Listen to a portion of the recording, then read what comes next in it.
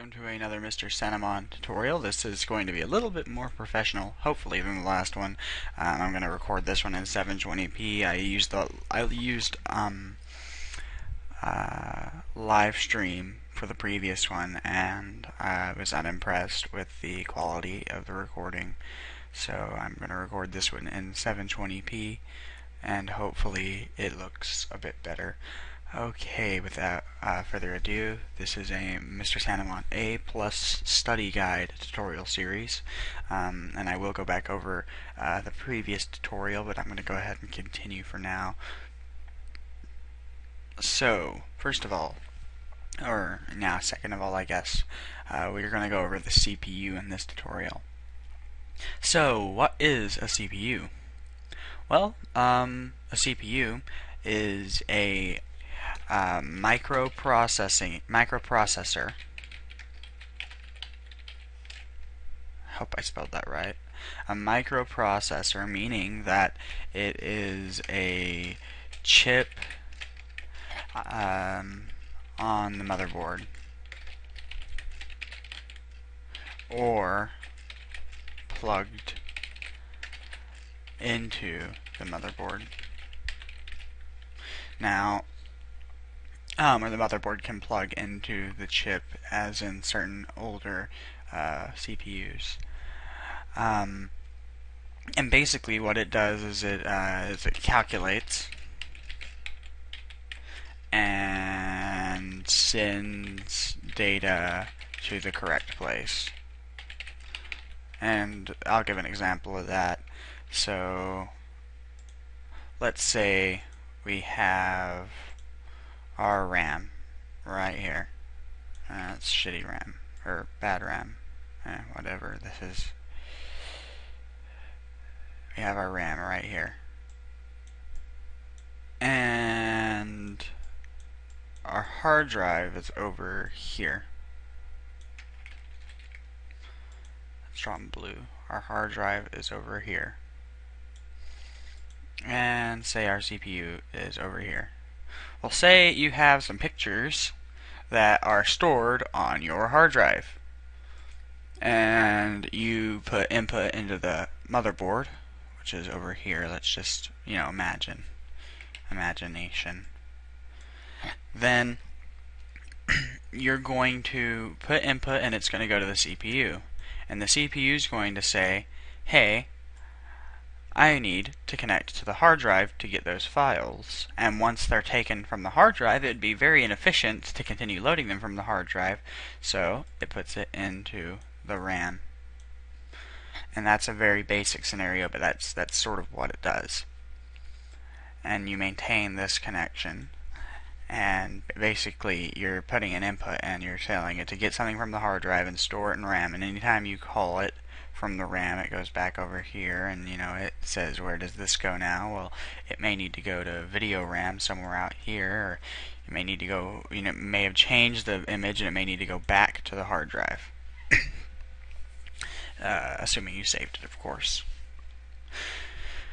Okay, terrible drawings aside.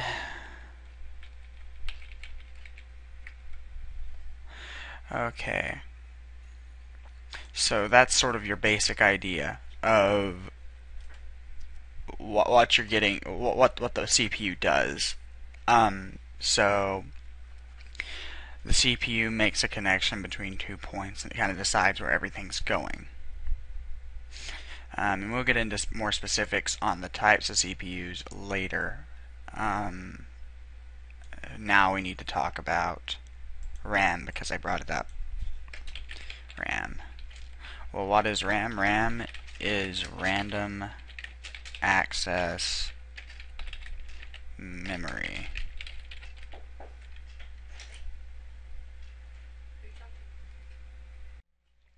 And so random access memory means is that it can be accessed for any reason at any time.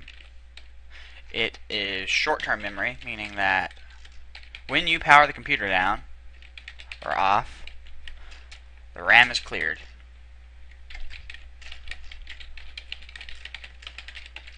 computer turns off. Okay. Next, and also reasonably important thing to note, is that when the computer is powered off, there's no power going to things. So in order for RAM to work, there has to be power to it.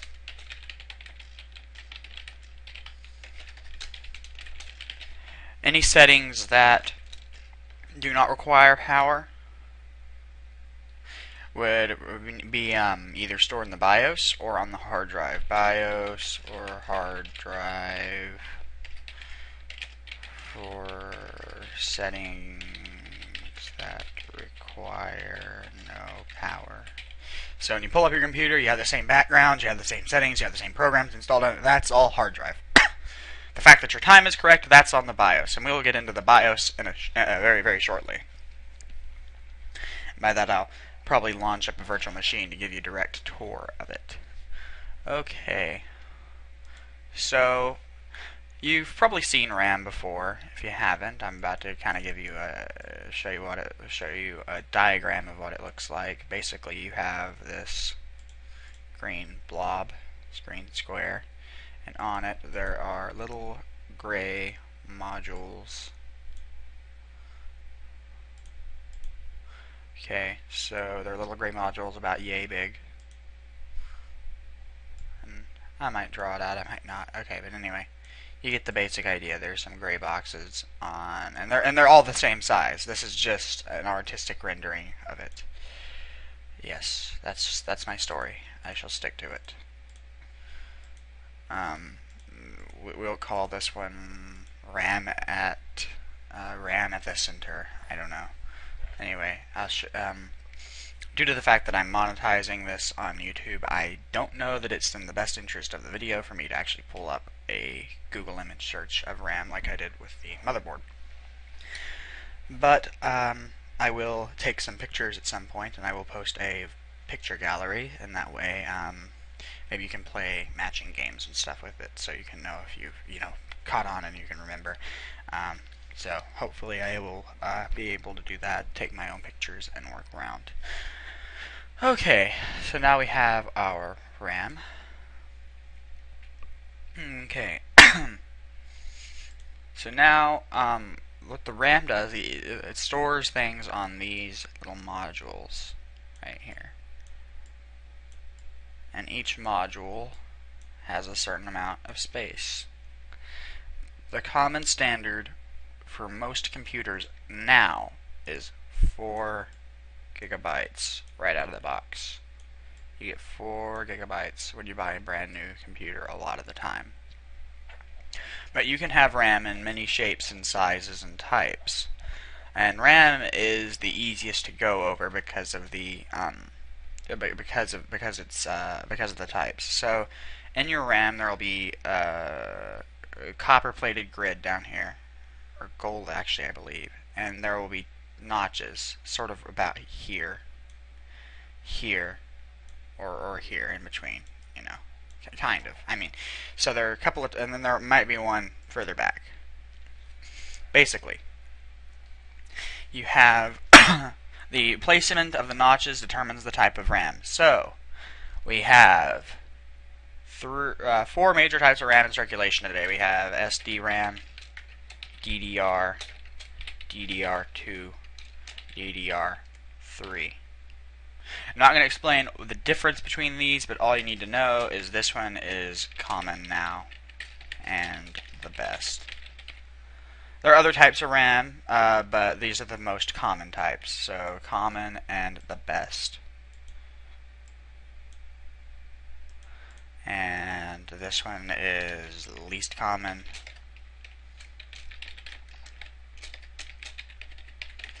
And the worst. Okay, so I have it scaled by how good they are, or basically, I mean, you can have DDR RAM. The best DDR RAM is going to be better than the worst DDR2, and the best DDR2 is going to be better than the worst DDR3. So don't go based on what I'm saying, but motherboards will only fit one type of RAM. So you don't have to worry about buying between the two. because any DDR3 you're going to get is going to be better than DDR2. So, lowest denomination of memory that I believe you can buy DDR3 in today may be different is 1 GB sticks. But in previous times you could buy, and I'm going to go ahead and clear this off with my magic get rid of everything tool.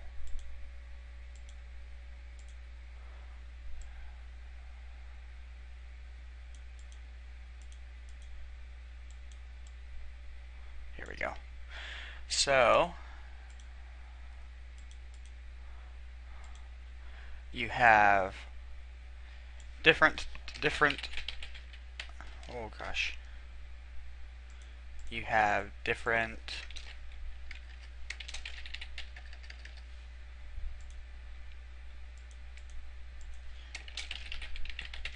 types and amounts of memory. And that's a shorthand for RAM. You can just call it memory. You don't have to call it random access memory. And basically, you can read and write to RAM is another thing you need to know.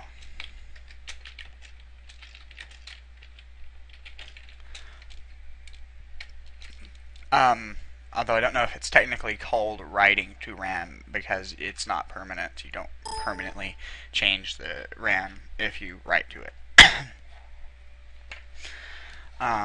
RAM, I believe, usually retains its charge. Just a fun trivia fact. RAM usually retains its charge for about 3 to 4 seconds usually, but it can last more depending on how much power is stored up within your computer after being powered off. So if you want to clear your RAM, you got to leave your computer off, and actually unplugging the cord might, unplugging the power might also help if it's, maintaining some sort of long-lasting residual charge. And if anything goes wrong with the RAM, you may notice because your whole computer may not work, or you may notice occasionally because certain things might not work. If you do a specific thing, then it might not work because it's asking for a specific address in memory, and that specific address is dead. So damaged RAM is kind of a funny thing to deal with, and we'll deal with repairing and identifying problems, troubleshooting in a later tutorial. So basically we've covered the fact that RAM you can read and write to. So, different sizes. Well, when I started dealing with computers, the smallest amount you could get was 32 megabytes. But I know for a fact that there was a point in time where you could get less than 32 megabytes. But 32 megabytes when I started dealing with computers was low, or was average in terms of sticks. First computer I ever bought had 256 megabytes of RAM. And I'm not an old geezer. I'm 17, so things have changed a lot. And the computer that I'm using now has 8 gigabytes of RAM. And I suppose I do need to explain this because most of you are going to be in America and not acquainted with the metric system. So computer memories and operations are based on metric values. So 1 megabyte is equal to 1/1000th of a gigabyte.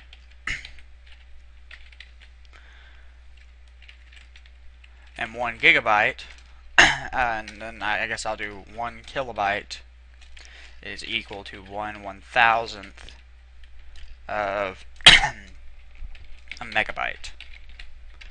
And 1 gigabyte is equal to, and I think I should be capitalizing both letters, but I don't care, is equal to 1/1000th of a terabyte, so on and so forth. It goes back down to bytes which then the only thing you really need to know is that 1 byte equals 8 bits. Big thing to know. 1 byte equals 8 bits. So there are 1,000. 1 byte equals 1/1000th of a KB. And 1 bit equals 1/8000th of a KB. Okay, so now that we got this straightened out, we sort of know the basics of this sort of measurement of memory. And RAM also works in how fast it is. Fast is how many operations or how many things it can get done in 1 second, or how many things it can get done, how many things it does in a cycle, and how long the cycle is. And this is measured in hertz. And so your most common RAM, let's see, I have DDR3 that operates at 1666. That's exactly what it operates at, megahertz.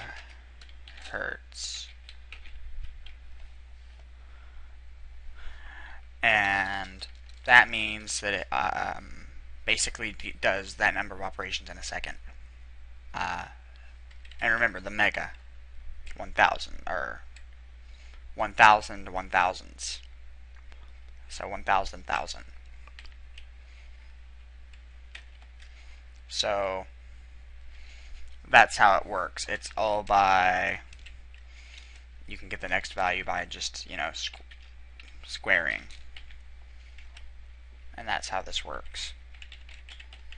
Same with the hertz.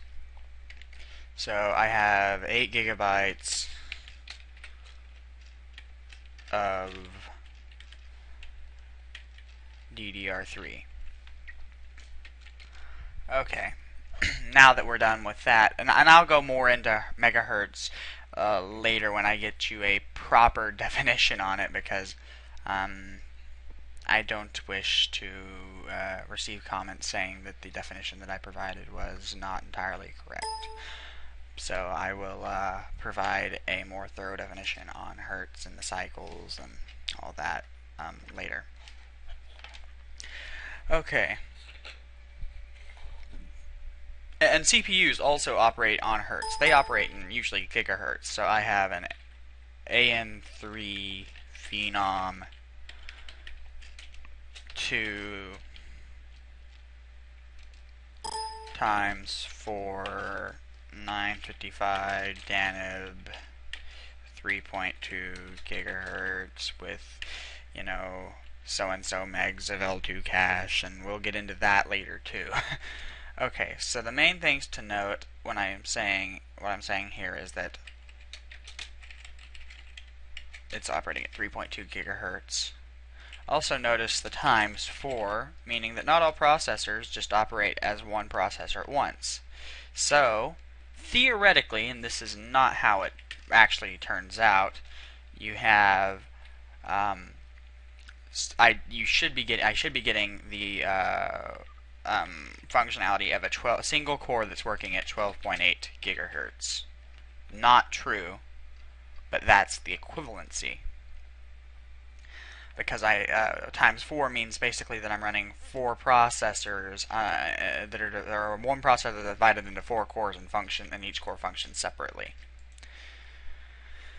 Okay, so now that we've done that, next thing I need to say is that, there are a couple of things about a processor that I forgot to mention. Processors actually do have a sort of RAM on them. It's called cache.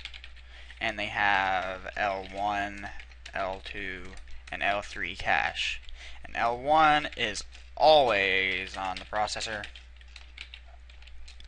and is fast. Since we're on the subject of RAM still, usually on the processor, it's very fast, but not as fast as this. So it's not as fast as L1. And this is not on the processor, not as fast, but still faster than RAM. The reason we do this is because this is expensive, very expensive. Even to manufacture is very expensive, and this is expensive. And this, while still being pretty expensive, is less expensive. See how things sort of trickle down like that. So I would have the most L3, then some L2, then some L1. The L1 is going to be the fastest. I'm not going to have as much of it, but it's going to be very fast. And basically what the processor does with cache is stores values that are needed a lot. Basically, if something's being called to a lot, it'll throw it in cache and say, here you are, you have a nice little place, so that if I need you again, I can just go boom, call to it, instead of calling all the way out to RAM or all the way out to the hard drive, which takes longer. So it's an effort for speed. Anyway, now that we've gotten that done, so this has been a tutorial on the functionality of CPU and RAM. And as soon as I can,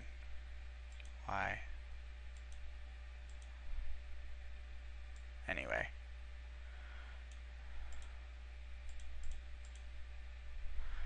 This has been a tutorial on the functionality of the CPU and RAM. And why did I do that? Anyway, again, so, I repeated myself a lot while trying to figure out why it was not working properly. I apologize. And I thank you for watching.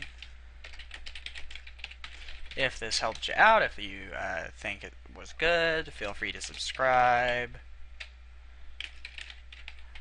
comment, like, and share. Also, just so you know, it's really nice to see if you have any requests or if you need more information to let me know, because I will make follow-up tutorials and they're not contiguous. I noticed, you'll notice I do things a little out of order. Feel free to watch these in any order you want. They should be somewhat building off of one another, but not necessarily. And I'm trying to go at a reasonable pace, you know, and explain things one at a time, and then we'll go back to them once you kind of have a clear idea of what they are. But I'm not going to fill your head with a bunch of, this is what a CPU is, this is what you need to remember, what a AM3's bus is, or what the number of pins on a i7, when you may or may not even know what how a processor connects to the motherboard. So, it's basically not going sequentially, but I hope it's going in level of complexity. And hopefully, next time, we should get to cover hard drives to some extent. I want to cover hard drives in this next one because they're easy, and we'll cover hard drives, and hopefully, if we have enough time, we'll cover BIOS. And, you know, again, I'm not doing these based on what's most related. I'm covering the hardware first, and then I'll cover software. So I'm covering the hard drives, BIOS. I'll just cover miscellaneous equipment like fans, that sort of stuff in the next one. And if I decide, I'll cover something different, you know. But anyway, it's been a definite pleasure, and have a nice day.